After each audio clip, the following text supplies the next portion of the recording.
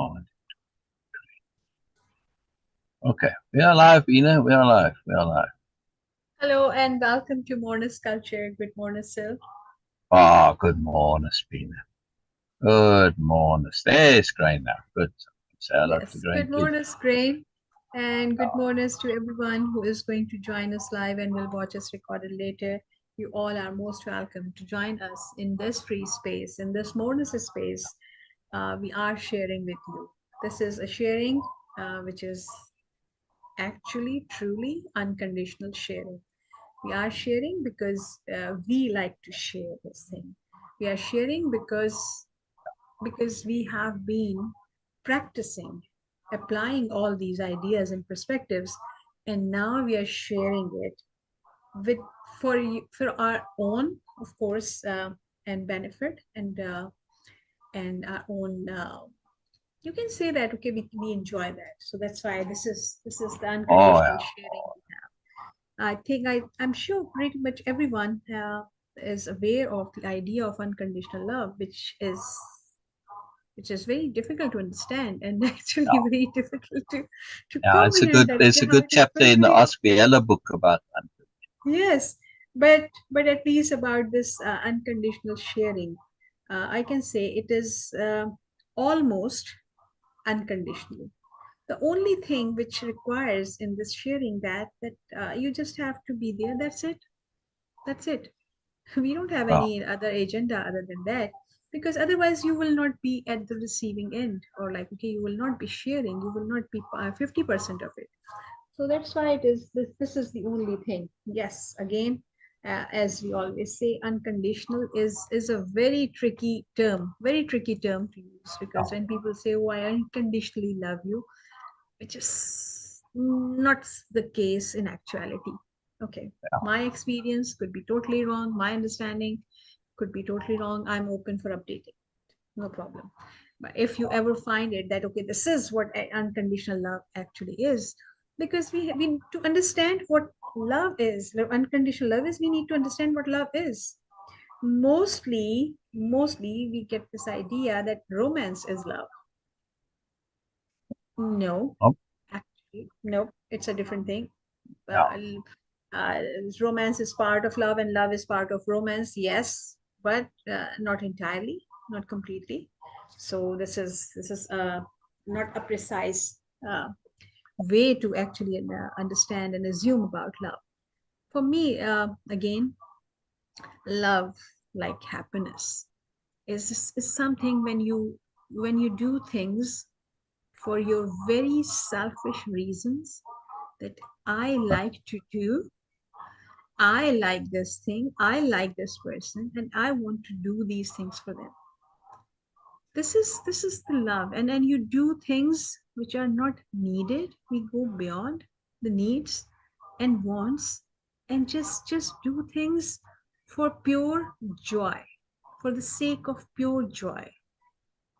Other person, what they do for that, with that, no problem. Like if you are just giving me time and attention and positive energy and vibes, and I'm not responding in that particular way, true love doesn't mind that. Yeah, no, I don't care. Yes, this is something I'm doing. So love is very selfish gesture, purely selfish gesture. It's about me. If I am in love with something or someone, if I'm feeling love for someone or something, this is purely my thing. And I have to be very careful about this, because that's why I say that okay, love is a very selfish gesture. We have this term in a negative way. I don't take it any term in a negative or positive way anymore. At least I try my best not to, and take it in the context. So right now in this context, selfish is not negative for me. And this is what we are sharing. When we share things, this is something we are doing for our own sake, for our own joy, for our own good time, good energy. And of course, we are learning a lot. This is the 50% we can share. You are going to do, you can be, participate, and be a 50% partner in this by by receiving it. Be receptive and share. Yeah. Okay, yes, whatever you want. So this is how this sharing works for us. 50% I can do, and 50% the other person is going to do. So there is no superiority here in sharing. Only telling can be in this, oh yes, I'm going to be the 100%. I'm just going to throw all the ideas and perspective and everything from my side, and you have no right to object on anything. You have to receive it, you have to accept it, you have to believe it, and then you have to do it exactly as, even if it doesn't seem appropriate to you. This is what the superiority paradigm sharing is. It's teaching, it's That's not telling, our sharing. That's not sharing. our sharing. Yes, yes. And sharing is different. Capital S sharing is different. I am just responsible for the 50%, and you have to be partner in the other 50% to receive it, to be receptive. And again, receptivity doesn't mean that you have to believe in anything. No, no. You have to just receive it with openness, with full open heart and open mind and soul. And then explore it. If it is working for you, if it is appropriate for you, if it does make sense to you, only then, of course, you are going to apply that. It's a free sharing. Hey, Again, yes, just now I was sharing my thought of the day, and Syl was busy doing his sharing, and now I hope that yeah, he's yeah, yeah. We're almost ready. yes. I'm eternally optimistic, and I will keep trying at TikTok because I know it did work. And Mm-hmm. yeah, so I just keep trying. All right, maybe maybe I get lucky today and it works. I have no idea what made it stop working. Yeah, it's the most peculiar thing. You know. But I keep trying, and who knows? I think it's got to do with the USB and the cameras. I don't know, I'm just trying. Right, so I'm just doing that, and then we'll get going in a moment. Yeah, right. No TikTok. So all right, but it used to be I could do it directly from Restream, and I think it was I started it and then I ended it and then it worked. So, who knows? Strange stuff, but you know, positivity and optimism and just keep doing, even if you don't know what you're doing. At some point, it starts working, and then it's all good. It's a strange way to do things, but sometimes it's better than not doing anything at all, right? All right. Let's see. What did you call your father and your mother? Yeah, yeah. I'm not sure where we were, Beena. Do you remember where we were yesterday? Exactly. I know We the will general area, when but I'm, when I'm, I'm sharing. I'm sharing screen.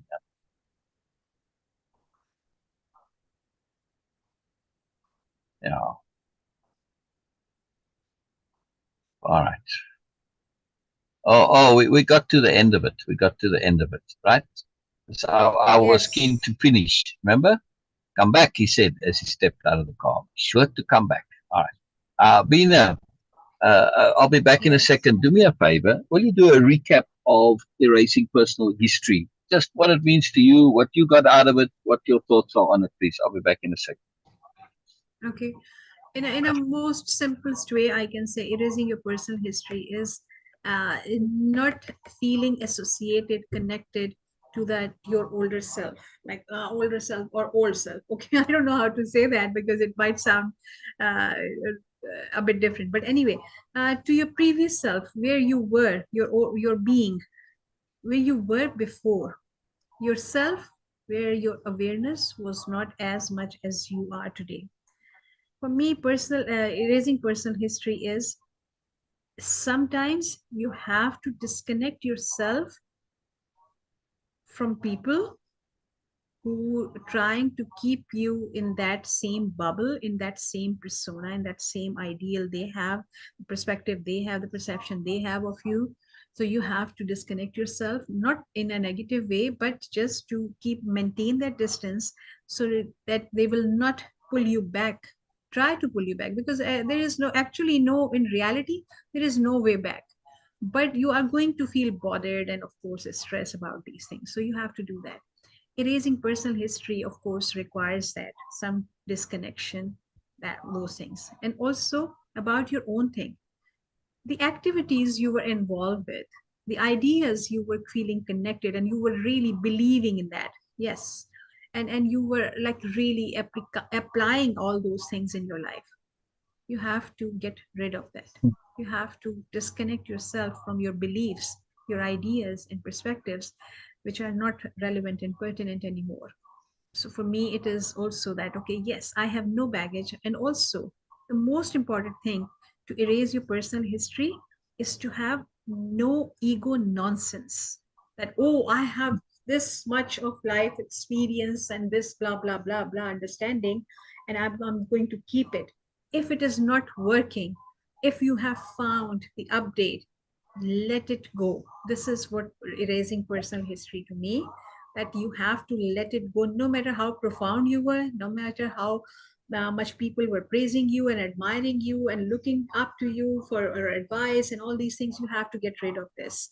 Erase your personal perception, that perception you had, the self-conception you had and other had about you. You have to get rid of it. Description, not conception, Description. description. Yes, description. And then you have to start new, fresh, from zero, from scratch. This is what personal erasing personal history to me. That having It's, no baggage, yeah, no regrets, no resentment about these things, and instead having some joy, having some excitement and keenness to right, learn right, new and fresh. right. So the difference is definition versus conception, right? Personal Okay. history is that boxedness, that definition that keeps you closed. When you let go of your personal history, you're not defined by the past, right? That's the key. Yes. You're not limited. You're not boxed in. You're shifting to a situation where you're saying, I can go anywhere. I'm not on a specific path. My path can take a turn. It can go anywhere. I'm on a free Yes. path. My path is no longer predetermined by my history. That's the simple, long, and the short of it. That's the key. It's also how you think of yourself. If you think I'm a this, I'm a that definitions, and you stay limited to what you think you are. We don't know what we are possibly could be. We don't really know what we are. So we want a self-conception that's open, that can take us anywhere. Right? That's the core to it, right? So it's how you think about yourself. Think about yourself in an open way that's evolutionary, that can grow, change, that's dynamic, that's fluid, flexible, adaptable. In other words, appropriate, right? That you can be appropriate in any circumstance. Other than that, your personal history is a self-definition. It's limiting, boxes you in, and gets you stuck. All right, so we get to losing self-importance. Beena was talking about ego, and this losing self-importance is now the third. This is a very powerful tool, and so is the personal history. When you erasing personal history, when you put it in that conception, these are techniques for stopping the world. Yeah, because Mm. look, if you're defining yourself, if you have a personal history, which is a self-definition, in that self-definition, you are defining yourself as a part of the world. Yes, which means you are maintaining this current description of the world. The world is a description. You have to understand this. E equal mc squared, m is equal to e divided by c squared, right? That's the description. Our consciousness, our awareness is the mechanism that takes the raw energy of the universe and slows it down and translates it into matter. Now, it's something we do as a species. It's a collaborative thing that we all do, unknowingly collaborative, but still. Right? That's why it's so powerful, and it makes things very real. But still, so our history though is connected to this. When I unhook from that, and I'm no longer defined in the usual ways and the typical ways, I start to break that connectivity to the general describing, right? And same thing with self-importance. When I have a description, self-importance says, oh, this description, I have to have an important description, and it has to maintain it. Because to the ego, being important is all important. So it does everything it can to maintain this description that you have, the personal history and the self-importance, which is, it's again, description, self-important, personal history, self-importance. They're really the same thing. Okay, when we get into meta-conceptuality, which is language of conceptuality, they are both descriptions. Yeah, and they are both rigid. inflexible, limiting descriptions. Yes, they may update over time. Say, well, I don't think I'm but still, in the big overall picture, all right. So, when you were younger, you weren't quite as important as you are now. It's still self-importance in the basic, right? So they're both still limiting. You can't get away from that. So both of these two are very intimately connected. Right? Self-conception. If you conceive of yourself as being all self-important and you have to get approval and attention and blah blah, well, you lost before you begun, right? And that's it's not very helpful. Yes. So when we understand Yes. this, the two together, it's very powerful. So self-importance obviously is inappropriate. This should really be, to be precise here, it is losing inappropriate self-importance, because you as an individual is also important, right? So you have to basically, like self-love and all this, but this is inappropriate self-importance, right? That's why this magic of appropriateness as a philosophy is so important. It's like Buddhism, right? It's not desire that's the problem, it's inappropriate the desire that's the problem, right? So important to make such nuanced distinctions, which is again part of Moreness-Culture, which is what we're about. We are looking at this via Moreness-Culture, and in Moreness-Culture, the erasing personal history and self-importance both go together under self-conception, because you want to conceive of yourself in a way that you don't have inappropriate self-importance, but you have appropriate self-importance. You don't undervalue yourself, in other words, right? You're not excessively humble or modest either. All right. Would you like to read, Beena? Okay. Okay. Wednesday, 28th December 1960. No. From the top. From the top. I think we read that. Anyway, losing No, we didn't. self-importance. Losing self-importance. I had the opportunity of discussing my two previous visits to Don Juan with the friend who had put us in contact. It was his opinion that I was wasting my time. I related to him in every detail. The scope of our conversations. Okay, in every detail, the scope of our conversations. He thought I was exaggerating and romanticizing a silly old fogey. There was Bogey. very Okay. All right. So let's stop here real quick, right? Let's look exactly what we were talking about. Definition. This friend, I don't remember what his name comes up way later, but I can't remember. Henry or whatever. Well, let's just call him Henry for now.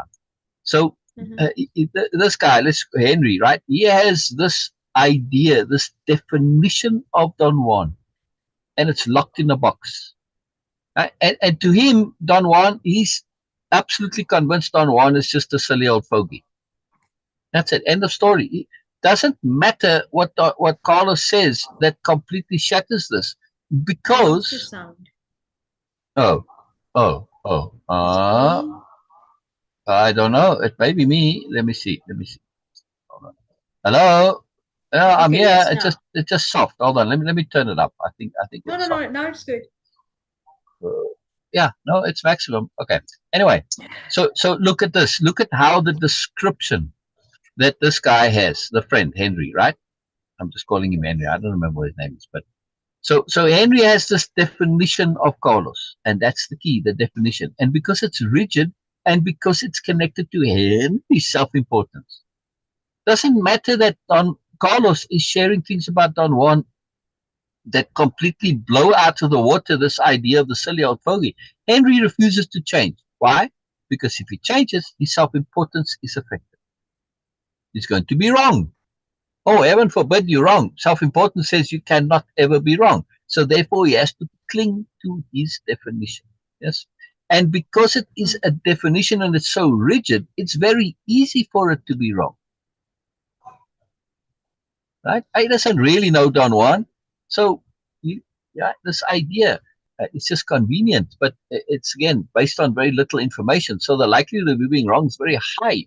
But because of this description tendency to make you look important, because I'm definitive, I know exactly what's going on, you end up in this repeating loop. So your technique of being definitive and describing in a very distinct, definite definition, like, well, he's a silly old fogey, very definite, very specific, right? That now, because it's based on limited information, the likelihood of you being wrong is very high. But because you can't admit that you're wrong, you just stuck. Whatever original idea that you grab onto, If it's wrong, you're locked into it and you can't really change it. Terrible system. Absolutely terrible system. Don't you think, Beena? Yes. Horrible. Absolutely horrible. I mean, just how do you learn? How do you grow? How do you update? There's no chance for it. You just lost. You just lost. Wow, man, this is really sad. All right, please continue. But I mean, it's important for us to understand, right? We don't only want to not have this self-definingness with us. We don't want to have it with others also. Not just with others, but with the way the world works, the way we work, right? Just with our thinking in general. If we think with rigid definitions, we're likely to get stuck in them and we don't evolve and grow.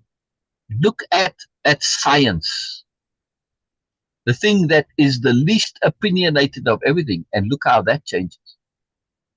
And also look at how slowly sometimes people don't want to adapt and change. Like Columbus discovered America. It's an ego idea. First of all, he wasn't the first European to get here. There's plenty evidence that the Vikings did. I mean, real physical evidence. The ships over here, a whole town, village where they settled and all this. Right? But the community, that history, whatever, and whatever the different communities that are invested, they're so invested in what they've already said that they don't want to be wrong. So they really battle against this update. There are many, many, many such instances. We are taught many things that are no longer true, but they just stay there because, well, people don't want to change. I mean, just go and poll the average person and ask them, who was the first European to discover? Oh, Columbus. No, sorry, it was not Columbus. But they don't know this, even though it's now already, it's scientifically in that community, academically, it's accepted that it's no longer that, but it hasn't permeated through to the general public, right? Because of the resistance of fixed definitions. People don't want to change. They don't want to update. They want things to be rigid, right? Fear of change, the fear of change, right? Insecurity, the root of it all. We don't want to be insecure. All right, please continue, Beena. Please continue. A very big deal, this, right? Yes. There was very little room in me for romanticizing such a preposterous old man. I sincerely felt that his criticism about my personality had seriously undermined my liking him.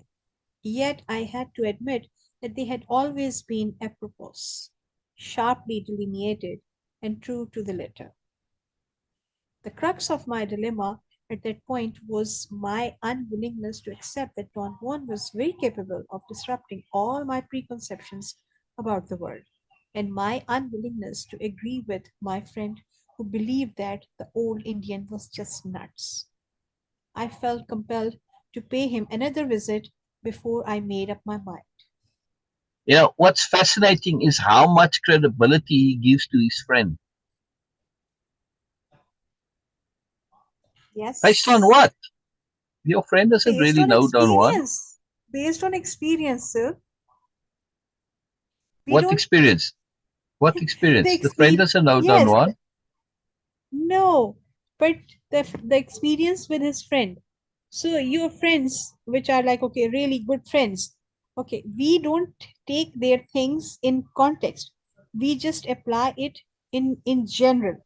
Okay, he is generally he is good. He is my well wisher. He's a trustable person, and whenever he says something, it's almost right. So now it is going to be right always. This is how we give I don't know. credibility It's and poor trust and thinking put if you trust. ask me, but all right. Oh, yes, All put right. our trust Yeah, into yeah, other people. yeah, This is how yeah, we do. yeah, yeah. Well, again, I might trust the person, but I don't necessarily trust his opinion. Depends on what his opinion is based. In this case, fine, That's the that's your perception. impeccability. But he's This got, is impeccability. yeah, yeah, yeah, yeah. All right, let's continue. Let's continue. But that's part of it. See, Wednesday when you're 20, impeccable, there's no room for self-importance because self-importance will corrupt one's impeccability and your integrity. Happens all the time. Wednesday 28 December 1960. Immediately after I arrived at his house, he took me for a walk in the desert chaparral. He did not even look at the bag of groceries that I had brought him. He seemed to have been waiting for me. We walked for hours. He did not collect or show me any plants. He did, however, teach me an appropriate form of walking. He said that I had to curl my fingers gently as I walked so I would keep my attention on the trail and the surroundings. He claimed that my ordinary way of walking was debilitating and that one should never carry anything in the hands. If things had to be carried, one should use uh, a knapsack or any sort of carrying net or shoulder bag. His idea was that by forcing the hands into a specific one was capable of greater stamina and greater awareness. Hmm. I saw no points in arguing and curled my fingers as he had prescribed, and kept on walking. My awareness was in no way different, nor was my stamina. We started our hike in the morning and we stopped to rest around noon. I was perspiring and tired, and tried to drink from my canteen. But he stopped me by saying that it was better to have only a sip of water. He cut some leaves from a small yellowish bush and chewed them. He gave me some and remarked that they were excellent if and if I chewed them slowly my thirst would vanish. It did not, but I was not comfortable either. I was not uncomfortable either. Okay. He seemed to have read my thoughts and explained that I had not felt the benefits of the right way of walking or the benefits of chewing the leaves because I was young and strong and my body did not notice anything because it was a bit stupid. Seriously. He laughed. I was not in, in a laughing mood, and that seemed to amuse him even more. He corrected his previous statement, saying that my body was not really stupid, but somehow dormant. At that moment, an enormous crow flew right over us, cawing. That startled me, and I began to laugh. I thought that the occasion called for laughter, but to my utter amazement, he shook my arm vigorously and hushed me up. He had a most serious expression. That, Sil, it's your turn. Okay, I'm going to Oh, read. oh, read for me, please. I'm typing here. I'm just Okay, responding to Lisa here real quick. okay, that was not a joke, he said severely, Yeah. as if I knew what he was talking about. I asked for an explanation. I told him that I was incongruous, that my laughing at the crow had made him angry when he had laughed at the coffee percolator. Okay. What you saw was not just a crow, he exclaimed. But I saw it, and it was a crow, I insisted. You saw nothing, you fool, he said in a gruff voice. His rudeness was uncalled for. I told him that I did not like to make people angry and that you have to scroll now. I'm getting there. I'm getting there. I'm getting there. All right, Lisa. Sorry. Seth, wait, I'm done there with this. What did you talk about the crow? I missed that. Uh, the crow called at the right time. Yeah. So nothing. Okay. All right. There's the end of the sentence. Read, and then I'll scroll as you read it. I told him. I told him that I did not like to make people angry and that perhaps it would be better if I left, since he did not seem to be in a mood to have company. He laughed. Uproariously. Yes, yes, he laughed uproariously as if I were a clown performing for him. My annoyance and embarrassment grew in proportion.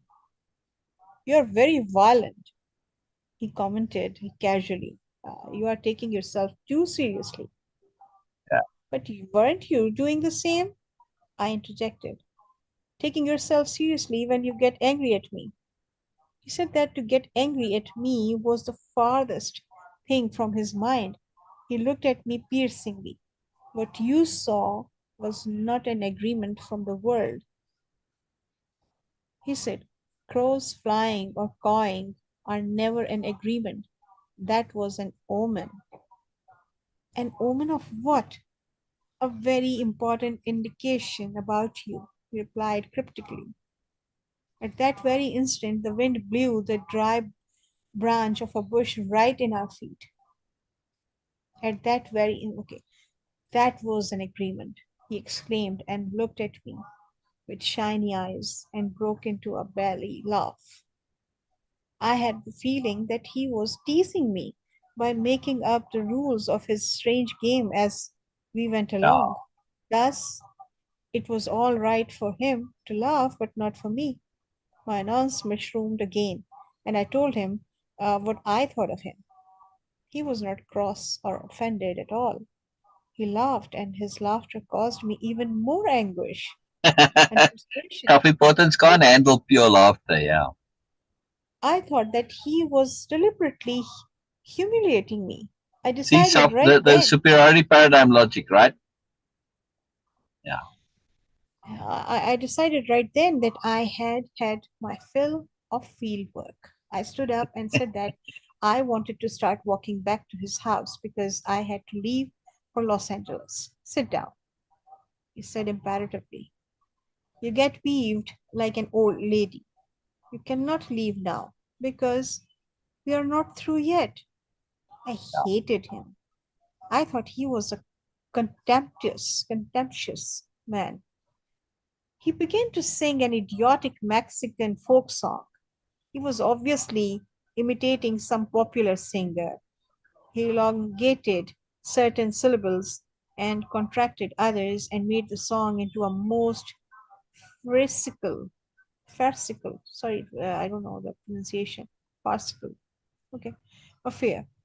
It was so comical that I ended up laughing. You see, you laugh at this stupid song, but the man who sings it that way and those who pay to listen to him are not laughing. They think it is serious. What do you mean? I asked. I thought he had deliberately concocted. I don't know what is the word, Sil? Concocted, I think, probably. Concocted. Okay. Concocted the example to tell me that I had Yeah. laughed at the crow because I had not taken it seriously, the same way I had not taken the song seriously. But he baffled me again. He said I was like the singer and the people who liked his songs, conceited and deadly serious about some nonsense that no one in his right mind should give a damn about. He then recapitulated, as if to refresh my memory, all he had said before on the topic of. Scroll, please. Oh, what's that scroll? Sorry. Lisa, you're keeping me busy here. You're keeping me busy here. Okay. Yeah, so this point about the difference between agreements and omens, Don Juan doesn't really define what the omens are, and it's very frustrating. All right, so where were we, Beena? Uh, I hated him, yes, okay. Uh, they think it's serious, okay. What do you mean? I asked.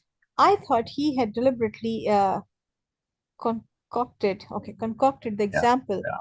to tell me that I had laughed at the crow because I had not taken it seriously, the same way I had not taken the song seriously. But he baffled me again. He said it was I was like the singer, and the people who liked his songs conceited and okay, conceited and deadly serious about some nonsense that no one in his right mind should give a damn about. He then recapitulated, as if to refresh my memory, all he had said before on the topic of learning about plants. He stressed empathetically that if I really wanted to learn, I had to remodel most of my behavior. My sense of annoyance grew until I had to make a supreme effort to even take notes. You take yourself too seriously, he said slowly. You are too damn important in your own mind. That must be changed. You are so goddamn. Oh, so many no inappropriate words. Don Juan. Okay. You are so Yeah. goddamn important that you feel justified to be annoyed with everything. You are so damn important that you can afford to leave if things don't go your way. I suppose you think that shows you have character. That's nonsense. You are weak and conceited. Uh, You uh, try to uh, stay. well, before we Yes? go further, Yabina, let's just look at this from a Yeah. significance point of view. Where are we? We still in 1960, right? Yes, yes. We're Yes. still, well, at the very end of it there, but still. This is very, I mean, they got together, this is less than a month into the relationship, right? Yes. And he's telling him that you conceited and weak. Yeah. Now, think Yes. about this from a different perspective, right? In terms of he's writing this book 10 years later. Hmm. We have two entire other books where this is not a factor. In other words, it's set aside, it's ignored, it's de-emphasized, right? Hmm. That's very profound. This is a very profound shift. I mean, it makes me very happy that Carlos is writing this because in order to write this, he has to overcome some of his self-importance in order to write it, right? But it's significant because in the first two books, yes, he calls him a fool and that, but to say you weak and conceited and that he's basically saying shows you have character, that's nonsense. In other words, you have no character. This is about the worst thing you can really say to somebody, yes? Yes. Or pretty close, you know. So, and I'm just saying, we have two books of it. Just shows how this personal history and which again self-importance it goes to conceptuality. That that idea of definition and Carlos got it all wrong because of the tendencies. But right in the very beginning already he had this, yeah. But it didn't really change him much. That's very interesting, yeah. Right. I'm just saying, just to be aware that even though sometimes we get given what is necessary, we don't hear it. Yeah. It took Carlos 10 years to hear this. He heard the words, obviously he wrote them down, but he didn't capital H hear them. Yes. Yeah.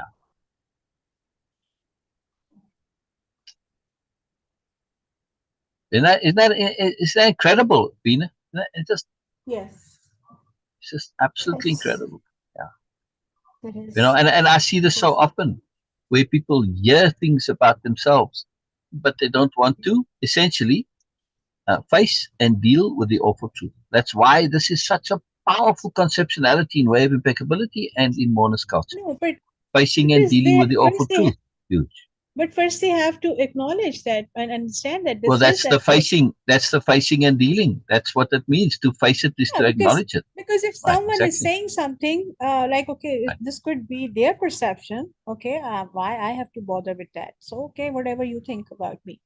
So this is something like, okay, in Don Juan's case, like he's saying, I personally feel that Don Juan was being very rude to him. That okay, you're not expecting.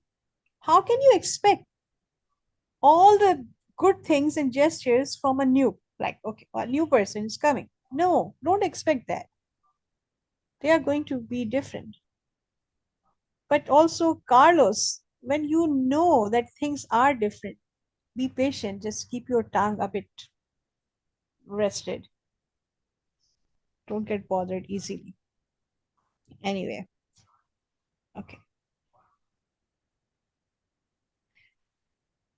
Oh, Uh, I was flabbergasted at the certainty with which he made his statement. They were true, of course, and that made me feel not only angry but also threatened. Self importance is another thing that must be dropped, just like personal history, he said in a dramatic tone. I suddenly did not want to argue with him. It was obvious that I was at a terrible disadvantage. He was not going to walk back to his house until he was ready, and I did not know the way. I had to I had to stay with him. Sorry, I'm laughing because this is the Uh, misery. Like you are irritated, you are really annoyed, and you are really want to leave, but that you can't. yeah, See, right. So read again there. Where were we? Read I again here said from self-importance. Yeah, I'll read it. I'll read it. self-importance. Okay. Now, self-importance is another thing that must be dropped, just like personal history. Yeah, He said in dramatic tone. I certainly did not want to argue with him. It was obvious that I was at a terrible disadvantage. He was not going to walk back to his house until he was ready, and I did not know the way. I had to stay with him. He made a strange and sudden movement. He sort of sniffed the air around him. His head shook slightly and rhythmically. He seemed to be in a state of unusual alertness. He turned and stared at me with a look of bewilderment and curiosity. His eyes swept up and down my body as if he were looking for something specific. Then he stood up abruptly and began to walk fast. He was almost running. I followed him. He kept a very accelerated pace for nearly an hour. Finally, he stopped by a rocky hill and we sat in the shade of a bush. The trotting had exhausting me completely, although my mood was better. It was strange the way I had changed. I felt almost elated, but when we had started to trot after our argument, I was furious with him. This is very weird, I said, but I feel really good. I heard the cawing of a crow in the distance. He lifted his finger to his right ear and smiled. That was that an was an omen. omen. No, sorry. Okay. A small rock tumbled downhill and made a crashing sound when it landed in the chaparral. He laughed out loud and pointed his finger in the direction of the sound. And that was an agreement. He said, and he then asked me if I was ready to talk about my self importance. I laughed. My feeling of anger seemed so far away that I could not even conceive how I had become so cross with him. I can't understand what's happening to me. I got angry and now I don't know why I'm not angry anymore. The world around us is very mysterious. It doesn't yield its secrets easily. I just want to pause here because the crow makes the sound and it's an omen. Why? I was really and still am. And this is an important point to me. All right, I had to basically reinvent omens into anomalies because Don Juan never clarifies why that difference is there. And I feel Don Juan is doing it because he's using capital P perceiving, but there has to be a better way until you have capital P perceiving, because otherwise, how do you know? And he doesn't share the rules of it. And so we just lost there. And it seems very arbitrary a little bit also. But anyway, this is an important point here that we have to understand that, right? Don is one of the parts of Don Juan where he doesn't give you enough, which is an unfortunate thing. But anyway, maybe it's the universe telling you got to figure it out yourself. So the world around us is very mysterious. It doesn't yield its secrets easily. Now, to work for it. Okay. I liked his cryptic statements. They were challenging and mysterious. I could not determine whether they were filled with hidden meanings or whether they were just plain nonsense. If you ever come back to the desert here, stay away from that rocky hill where we stopped today. Avoid it like the plague. Why? What's the matter? This is not the time to explain it. Now we are concerned with losing self-importance. As long as you feel that you are the most important thing in the world, you cannot really appreciate the world around you. As long as you feel you are the most important thing in the world, you cannot really appreciate the world around you. I'm going to read that one more time. As long as you feel you are the most important thing in the world, you cannot really appreciate the world around you. Why? Because all your energy is going into appreciating yourself. Poor energy And also management, the yes? comparative, yeah, also the comparative mindset, either or. If I'm superior, then everything else is, of course, low. Exactly, exactly. Excellent, excellent observation and insight. Been brilliant. Yes. Yes. Very put. You're like, Very, very put. okay. Yeah, Oh, yes. yeah. It's really something, when you think about it. Oh my goodness, no wonder, people don't enjoy the world around them because they're so focused on congratulating themselves. I'm so wonderful, I'm so wonderful. It's like, man, what a horrible way to live. And of course, that's never enough. Just look at narcissists. They're never satisfied. Right? Never satisfied. Now, this is a very big deal. I want to add that to my full quote file. I'll do so in a second here. And then we can continue. What page are we on, Beena? Can you see? 21. Okay, very good. That's helpful. Thank you. Okay, let's continue. And I'll read this once more. As long as you feel you are the most important thing in the world, you cannot really appreciate the world around you. You're like a horse with blinkers. All you see is yourself apart from everything else. Very big deal.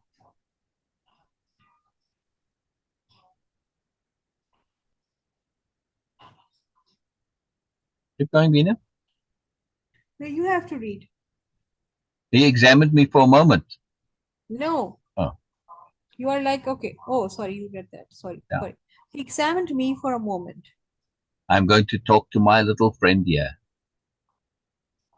He said, pointing to a small plant. He knelt in front of it and began to caress it, to talk to it, and to talk to it. I did not understand what he was saying at first, but then he switched languages and talked to the plant in Spanish. He babbled sorry, what is the word there? Try it again. Inanity, Try it. So break it down in inanities, syllable. inanities. Inanities. Yes, Yes, inanities. Inanities. Yes. inanities. Okay, he babbled inanities for a while. Then he stood up. It doesn't matter what you say to a plant. You can just as well make up words. What's important is the feeling of liking it and treating it as an equal. And same thing when you talk to your pets, doesn't matter what the words are really, it's the intent, the feeling, the mood, yes? And this Yes, communication is very important here. And treating it as an equal. Very interesting. yes. He explained that a man who gathers plants must apologize every time for A taking person. them. Oh, sorry, yes. He explained that a person who gathers plants must apologize every time for taking them and must assure them that someday his own body will serve as food for them. That's very important, right? And to me, that this idea, same thing when you're hunting, it comes in later on because Don Juan actually teaches Carlos to be a hunter. Carlos was a hunter in his youth, but in a hunter in a capital H hunter, right? And the same logic there applies, with animals. That it's an exchange. One day I'm going to be food for something, so it's part of the great cycle, right? You're part of that cycle. But this respect, in other words, for the world and appropriateness, this is part of that appropriateness and due respect, right? Very important, right? So all in all, the plant and ourselves are even. Neither we nor they are more or less. This is this is revolutionary for someone like Carlos to think of himself as equal to a plant. Man, superiority paradigm. Are you crazy? Of course, I'm more important than plants or ants or whatever. Yeah? Come on, Mm. talk to the little plant. Tell it that you don't feel important anymore.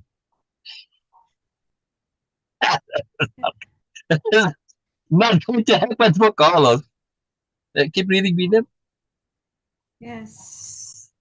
Oh, okay. I went as far as kneeling in front of the plant, but I could not bring myself to speak to it. I felt ridiculous and laughed. I was not angry, however.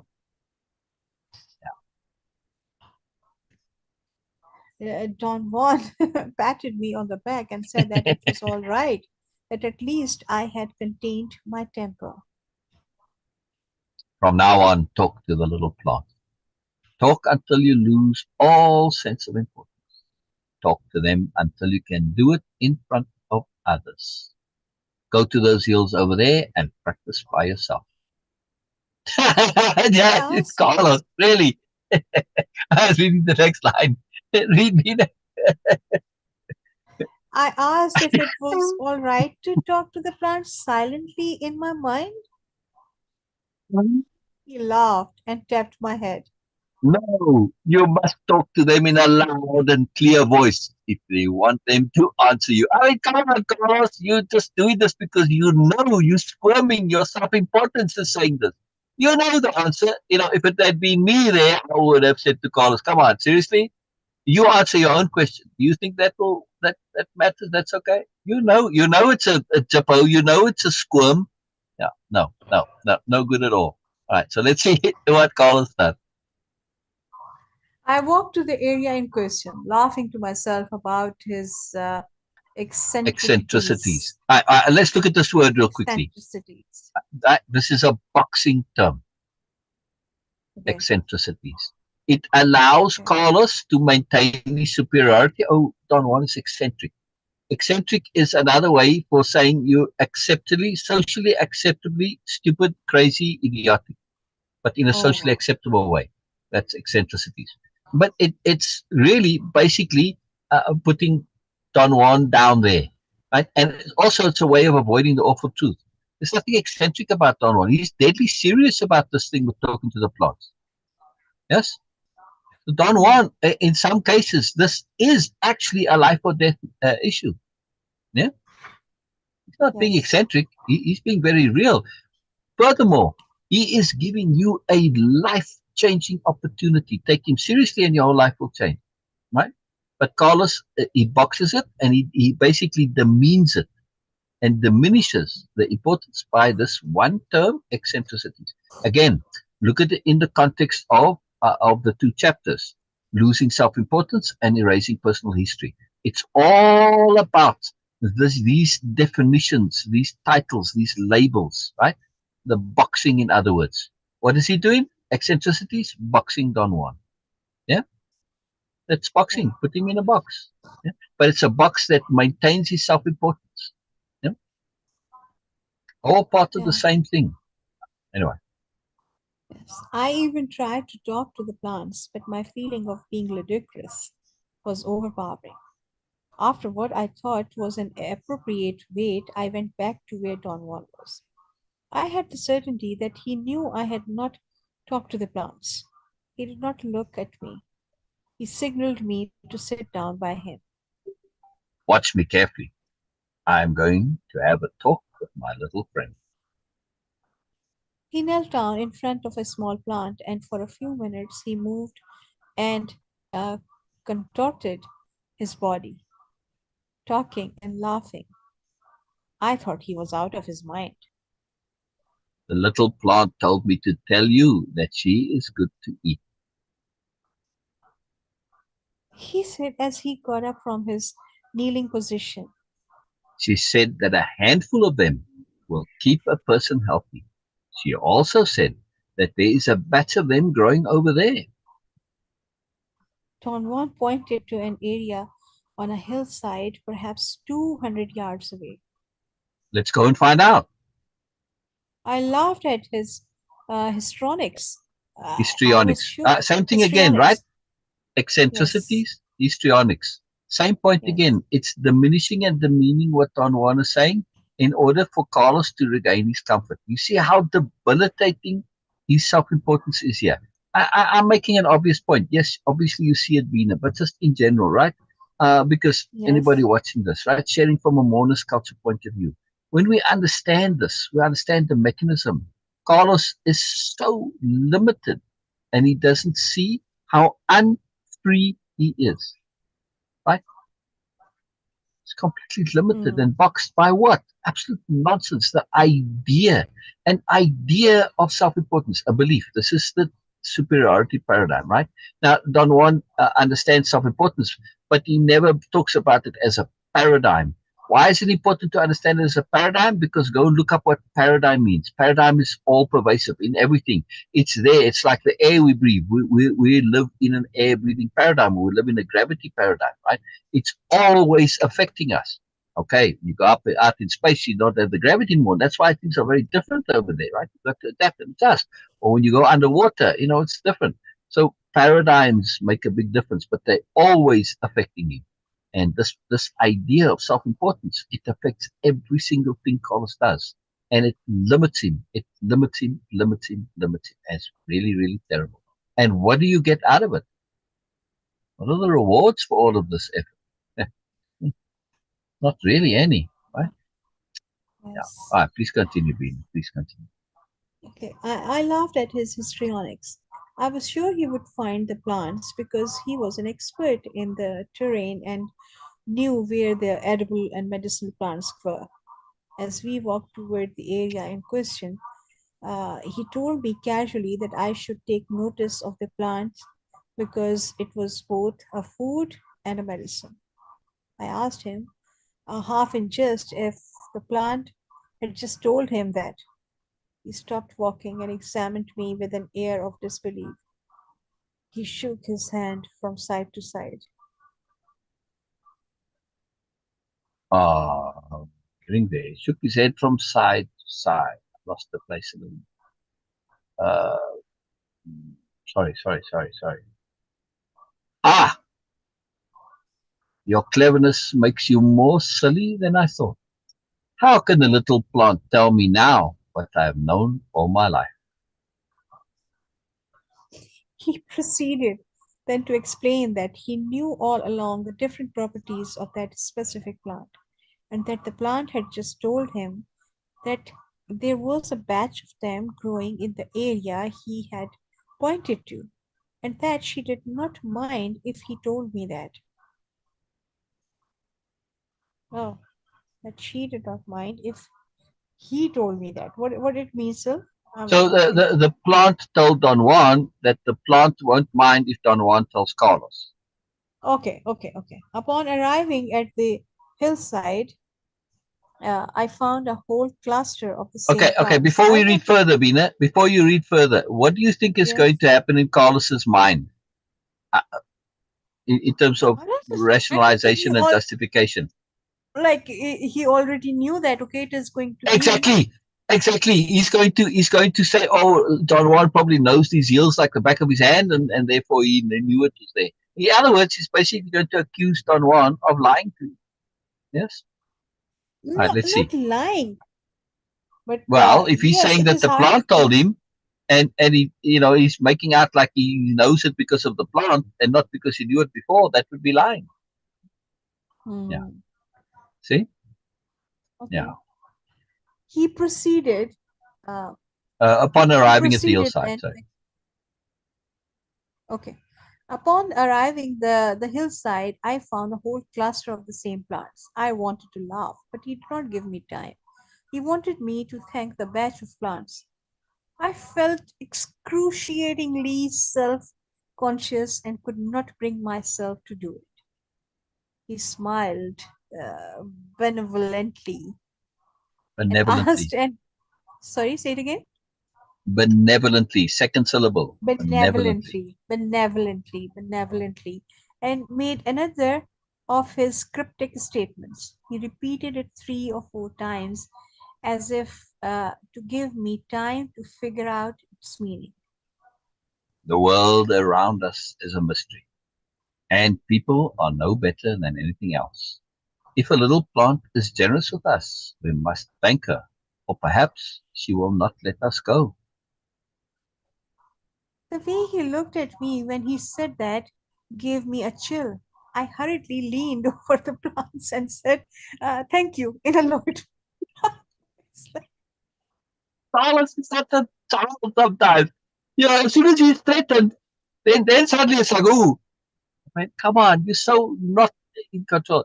Although, in all fairness here, I give Carlos a hard time because I understand this. There was a time in my life where this self-importance, at least on my social side, likewise inhibited me from doing things. And I was aware of it, and it really bugged me and bothered me. I didn't care for it one bit. Yeah. So I've been there, Carlos. I've been there. Continue, please. Yeah. Okay. Uh, he, uh, he began to laugh in controlled and quiet spurts. We walked for another hour and then started on our way back to his house. At a certain time, I dropped behind and he had to wait for me. He checked my fingers to see if I had curled them. I had not. He told me imperatively that whenever I walked with him, I had to observe and copy his mannerisms or not come along at all. I can't be waiting for you as though you're a child. He said in a scolding tone. That statement sunk me into the depths of embarrassment and bewilderment. I don't know bewilderment. Bewil, Okay, be- bewilderment. okay, bewilderment. Okay, There you go. bewilderment. Perfect. You got it. You got it. Yeah, okay. How could it be possible that such an old man could walk so much better than I? I thought I was athletic and strong, and yet he had actually had to wait for me to catch up with him. All right. So I curled my this is finger. important here, right? This is very Yes. important to me. And yeah, I do fault Carlos because when you have something that's indisputable, you need to change your entire theory. Yeah. Yes. There's some things which are okay, opinion, maybe not, but it's indisputable. Don Juan is way older than Carlos, indisputable. It's indisputable that Carlos, who is athletic and strong, can't keep up with Don Juan. Now you have to say, I, I can't explain this in normal means, therefore I have to change the whole system in order to make this explanation fit. And Carlos does not do this, right? And that to me is a dishonesty. Yeah? When you're honest, you cannot let go of the fact that this is a fact. It is, right? And Carlos, the only way to make it fit in Carlos's world is to ignore it and deny it. Yeah? And pretend it's not there. Yeah. See? And he does this with other things also. And that I hold against him. The dishonesty, the internal dishonesty. If you're honest, you have to say, wow, I have to revamp my entire way in which I believe the world works. Because yes, this old guy, and he's putting, his way back, all right, putting me to shame with superiority. But he's able to do much more than I can, and that I thought was possible. This is phenomenal. So I have to reevaluate the whole system, the paradigm, right? Very important. All right. Please continue. I call. Okay. I curled my fingers, and strangely enough, I was able to keep his tremendous pace without any effort. In fact, at times I felt that my hands were pulling me forward. I felt elated. I was quite happy walking inanely with the Hmm. strange old Indian.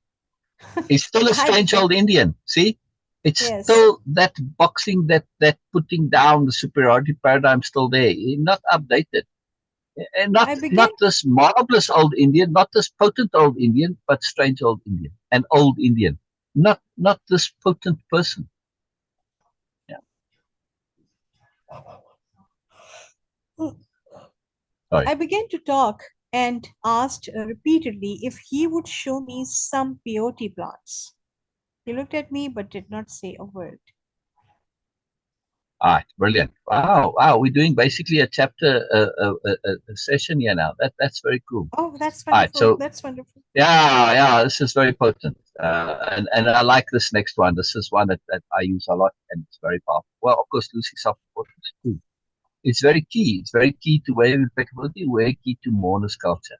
If you cannot lose self-importance, you cannot step out of the superiority paradigm and hierarchy and relative positioning and all of this nonsense. Yeah, it's the Yes. key element that involves in it. Very, very, very crucial. And if you want to experience moreness, it's a prerequisite. and also is honesty. I don't know if Don Juan ever specifically says honesty. I don't think so. I don't remember so.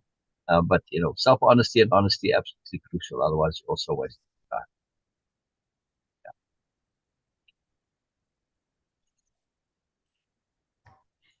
Okay, this is for today, and before we go, as always, please pay attention to your online algorithm. Make deliberate choices. Don't live randomly. It seems easy, it seems very quick, and like, oh, yes, I'm not spending time on it. But actually, we do waste a lot of energy because randomness brings a lot of random things in our life and which are not relevant, which are not pertinent, which doesn't add any value, and actually it brings a lot of stress and boredomness with that, Yeah, which is of course energy draining. So if you really want to acquire peace of being, start with just one simple gesture. Is like, okay, just pay attention to your online algorithm, which is directly connected to your life algorithm.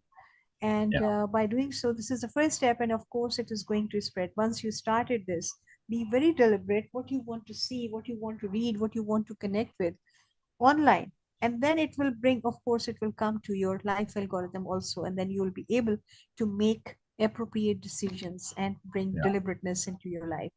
This is the magic of deliberate living. This is the magic of Moreness-Living also. That to start with simple things. It doesn't require you to do so big, huge, transformational things. No, the small gestures, the small steps can lead to more, of course. And then, of course, it is going to happen in your life. So please pay attention. And if you find such any value in this video, please do connect with us. Leave a comment, leave a smiley face, whatever you want to. And if you don't agree, of course, if you don't find any value, you can still leave a comment and ask a question about it. We would love yeah. to receive love notes from the universe. Questions Oh, are yeah. always, they bring moreness, they bring moreness into your life. These are the reminders. Questions are the reminders that there is something more to explore Oh, for you and for the oh, questioner both. yeah. So this is something very, very valuable, very precious to us.